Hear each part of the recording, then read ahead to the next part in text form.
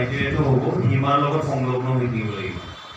সংলগ্ন অঞ্চলবিলাকে তাত যাবলৈ কাৰণে এপ্লিকেশ্যন দিব পাৰিব আৰু সোমাবৰ কাৰণে এপ্লিকেশ্যন দিব পাৰিব।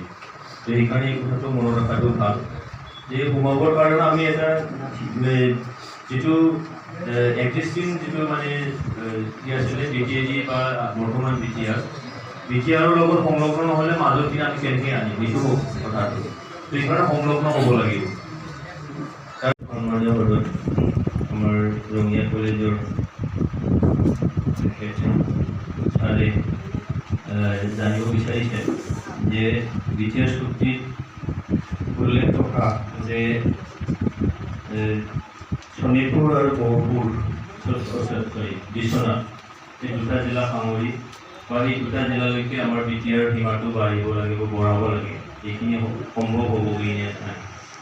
তাৰপিছত আৰু আনটো হ'ল যে ইলেকশ্যনৰ আগে আগে PTC নাই এছেম্বলি ইলেকশ্যন BTR ইলেকশ্যন না বোলে BTR ইলেকশ্যনৰ আগত না বোলে চৰি হ'বনে নাই সেইখিনি কথা। তো বঢ়াটোতো একেবাৰে টাকান বুলি আমি ক'ব পাৰোঁ, কিয়নো যোৱা যিটো আমাৰ BTRৰ বাহিৰৰ বড়োসকলৰ কাৰণে আকৌ এটা কাউন্সিল আপোনালোকে সবেই জানে, বড়ো ফিচাৰী আৰু অট'নমাছ ৱেলফেয়াৰ কাউন্সিল বুলি।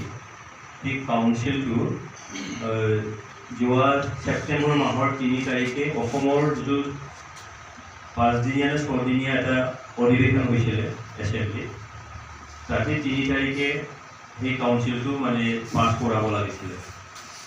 তাত কিন্তু 3টা কাউন্সিলটো পাছ কৰা হ'ল। ৰাজবংশী ভাইসকলৰ কাৰণে কমতাপুৰ কাউন্সিল আৰু মৰাণ আৰু মটকৰ কাৰণে 2টা কাউন্সিল। এই 3টা কাউন্সিল লগতে আমাৰ বড়ো ফিচাৰী ৱেলফেয়াৰ অট'নমাছ কাউন্সিলখনেও সেই ভূমিতে পাছ হ'ব লাগিছিলে, কিন্তু পাছ নহ'ল একমাত্ৰ কাৰণত যে মন্ত্ৰীটো আমাৰ চন্দন ব্ৰহ্ম চবেই জানে, WPT মিনিষ্টাৰ, আৰু কাউন্সিল ষ্টেট একৰ আণ্ডাৰত যদি যিবিলাক কাউন্সিলবিলাক কৰা হয় তাত মানে এই WPT মিনিষ্টাৰ নডেল এজেঞ্চি হয় আৰু তাৰ মডেলিটিখিনি সেই নডেল এজেঞ্চিয়ে কৰে WPT ডিপাৰ্টমেণ্টে। তো তাত আমাৰ এই শোণিতপুৰ আৰু বিশ্বনাথ 2টা জিলাক সামৰি এই BKWAC কাউন্সিলটো গঠন কৰিব তেখেতে বিচাৰিছিলে, মডেলিটি সেইটো সোমোৱাই লৈছিল।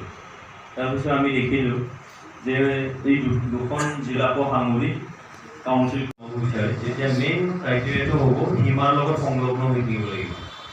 সংলগ্ন অঞ্চলবিলাকে তাত যাবলৈ কাৰণে এপ্লিকেশ্যন দিব পাৰিব আৰু সোমাবৰ কাৰণে এপ্লিকেশ্যন দিব পাৰিব।